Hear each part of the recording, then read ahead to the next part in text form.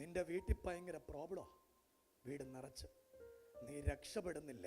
അതാ നിന്നെ ഞാൻ കാണുമ്പോൾ ദൈവം എന്നോട് പറയുന്നേ, നിന്റെ അവസ്ഥകൾക്ക് ദൈവം മാറ്റം തരാൻ പോവാ. ഇപ്പോ എല്ലാവരും കൂടെ യേശുവേ എന്നൊന്ന് വിളിച്ച് ഈ കൊച്ചിന് വേണ്ടി എല്ലാവരും കൂടെ ഒന്ന് പ്രാർത്ഥിച്ചേ.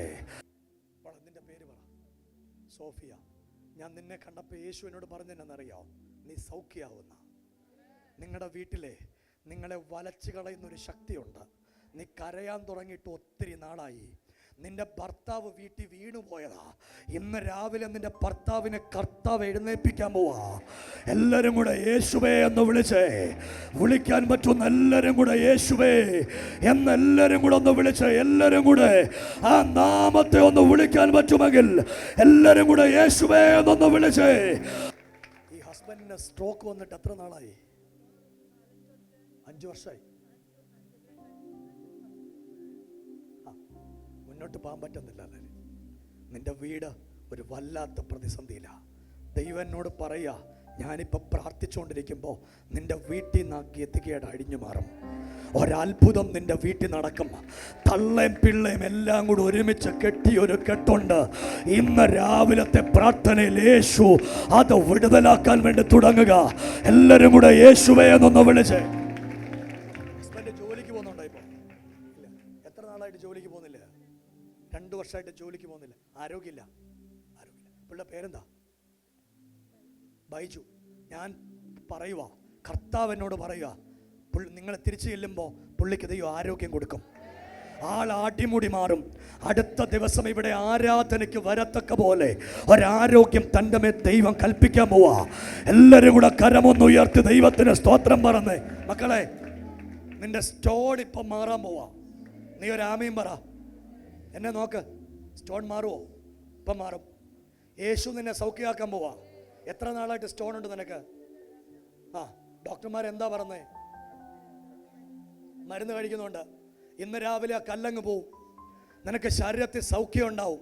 നിന്റെ അമ്മ ഇങ്ങനെ പ്രാർത്ഥിച്ചു, ദൈവമേ അവിടെ അച്ഛനോ വയ്യ, അവക്കും കൂടെ വയ്യാതെ വന്ന എനിക്ക് താങ്ങത്തില്ല എന്ന് നീ പ്രാർത്ഥിച്ച പ്രാർത്ഥന ദൈവം കേൾക്കുക. ഇന്ന് രാവിലെ നിങ്ങളുടെ കുടുംബത്തെ ദൈവം വിടുവിക്കാൻ വേണ്ടി തുടങ്ങുക. യേശുവേ എന്നൊന്ന് വിളിച്ച് എല്ലാവരും കൂടെ ഒന്ന് പ്രാർത്ഥിച്ചേ. എത്ര വയസ്സായി? എത്രാമത്തെ വയസ്സിൽ തുടങ്ങിയ? 11 വയസ്സിൽ. അയ്യോ, ഇനി ഒരു ലഹരി ഉപയോഗിക്കരുത്. പറ. ഉപയോഗിക്കരുത്. ഇന്ന് അവസാനിപ്പിക്കണം. ദൈവം നിന്നെ തൊടാൻ പോവാ. ഈ 17 വയസ്സുകാരൻ അടിമുടി കണ്ട് ഇവൻ ദൈവത്തിന്റെ സാക്ഷിയാവും. ഈ കൊച്ചിനെ ദൈവം അത്ഭുതമാക്കി മാറ്റും. എടാ, എനിക്ക് കമ്മൽ ഊരിത്താ. എനിക്ക് കമ്മൽ വേണം. 2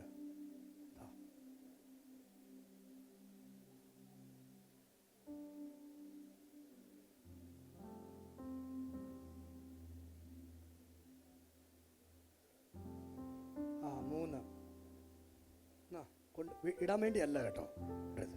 ഇനി ഇടരുത്. വേണോ? വേണ്ട. ഇടത്തില്ല. ഇനി മദ്യപിക്കല്ല, വലിക്കരുത്. എല്ലാം ഇന്ന് നിർത്തണം. നീ യേശുവിൻ്റെ സാക്ഷിയായിട്ട് മാറും.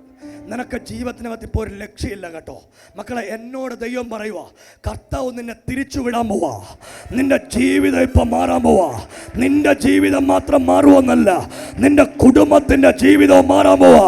എല്ലാവരും കൂടെ യേശുവേ എന്നൊന്ന് വിളിച്ച് ഈ കൊച്ചിനെ ഇന്ന് രാവിലെ ദൈവം തൊടാൻ പോവാ. അത്തരമൊന്ന് തുറന്ന് യേശുവേ എന്നൊന്ന് വിളിക്കാൻ പറ്റുന്ന എല്ലാവരും കൂടെ യേശുവേ എന്നൊന്ന് വിളിച്ച് ഇവന്റെ വീട്ടിലേക്ക് ദൈവം ഇന്ന് രാവിലെ ഇറങ്ങി വരാൻ പോവാ. കർത്താവിനോട് പറയുന്നു, അസമാധാനമുള്ള ഇവന്റെ വീട്ടിലെ അവസ്ഥകൾ ഇന്ന് രാവിലെ ദൈവം മാറ്റാൻ പോവാ. എല്ലാവരും കൂടെ യേശുവേ എന്ന് വിളിച്ച്